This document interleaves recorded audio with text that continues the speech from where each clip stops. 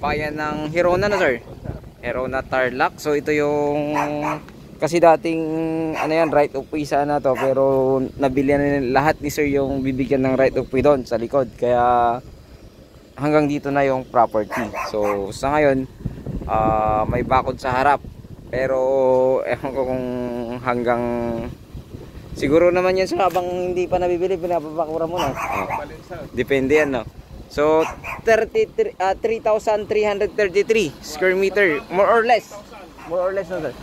3,300. Pero isang title pa lang to sir. One title, clean title. Clean title. Sa'yo na.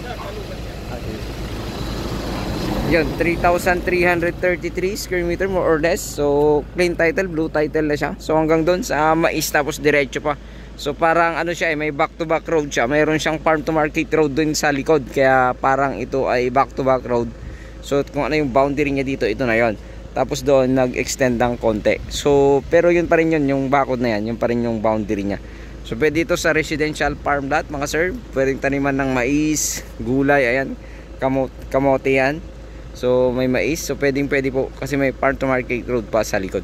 So ayun, bayan ito ng Hirona Tarlac. So blue title, clean title to, kaya walang maging problema. So ang presyo nga lang nito is 3.5 million mga sir, mga madam. 3.5 million along Barangay Road. Meron na siyang kuryente, merong internet. Nawasa sir, meron na dito. Ay meron na pala. Meron nang nawasa. So may nawasa. Ayun pala, na video natin kanina doon. So 3.5 to na sir. 3.5 million sa presyo, pag-usapan niya lang ni sir. So ayun, muli, ito ay Hirona Tarlac, 3,333 square meter more or less. Clean title, blue title na siya, kaya wala pong magiging problema. So ito yun pong aerial view ng property mga sir. So pahaba po siya, kitang kita naman po na halos lahat po dyan ng property ay pahaba. Ganun din po yung mga may bahay. So kagandahan lang po dyan, pwede kang magtanim po dyan ng mga gulay, mais, at prutas. Yung texture kasi ng lupa ay pwede sa mga sibuyas, ganun po. At malambot po yung lupa dyan mga sir, na hindi yung malambot na ano, yung kumbaga pwede kasi siya sa mani, ganun. Tsaka mais, tsaka talong, ayan, pwede po sa mga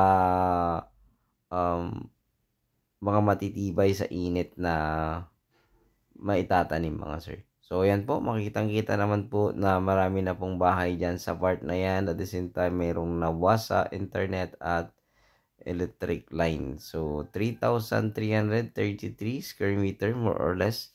So titled naman, blue title to ayon sa ating seller. No EJS kasi buhay pa naman yung nakapangalan sa título na binilhan po niya. So pwede pong ano po ulit, parang dalawa yung or umulit ng deed of sale sa mismong nagbenta noon sa seller natin. So reason of selling ay kasama natin sa buy and sell ito, at kailangan niya mapaikot yung pera. So investment niya yan, pero kailangan niya pong magbenta ng mga property na bili niya para mapaikot po yung puhunan. Kumbaga bumibili siya ng mga ganyan. So divide lot kasi dati yan. At the same time ay pinatagal po muna niya bago niya binenta tong mga property na ito mga sir. So kita-kita po dito sa likod, makikita niyo mayroong farm to market road siya, kaso lang hindi pa po yan talagang ano, kumbaga daanan lang po ng mga magsasaka dyan sa likod upang makapunta at makalabas po ng kanya-kanya nilang mga sakahan or mga farmland. So ayun, at sana ay magustuhan nyo po yung property na ito. Ito po yung boundary niya sa likod mga sir, mga madam. At the same time, malapit po to sa bayan ng Hirona Tarlac, kaya wala pong maging problema. Ganoon din po sa Tiplex. So ayun, ang presyo nga lang nito mga sir ay 3.5 million.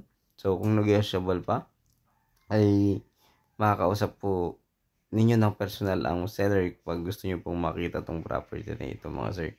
At pupuntahan po natin at papasyalan po natin ito kung ito po yung magustuhan ninyo. Tahimik po sa lugar na ito, flood free area, at the same time sariwang-sariwa po ang hangin dahil malayo pa po sa polluted, or mga 10 minutes po yan mga sir from the town proper. So ayun, sana ay magustuhan nyo po ito at pakitawagan nyo po ako sa aking numero nakalagay dyan sa aking screen, sa aking Facebook account nakalagay din po dyan sa aking screen. WhatsApp and Viber po yan po ang gamit ko, yung number na po yan 0945-802-8810.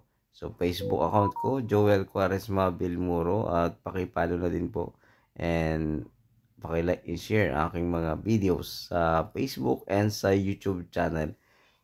Don't forget to subscribe din po sa aking munting channel, Mucha and Joel Lat Vlog. Ayun, muli maraming salamat po. At Diyos po ang bahala magpala sa inyo lahat na patuloy na sumusuporta at patuloy na tumatangkilik sa aking mga videos. Maraming salamat. God bless you all.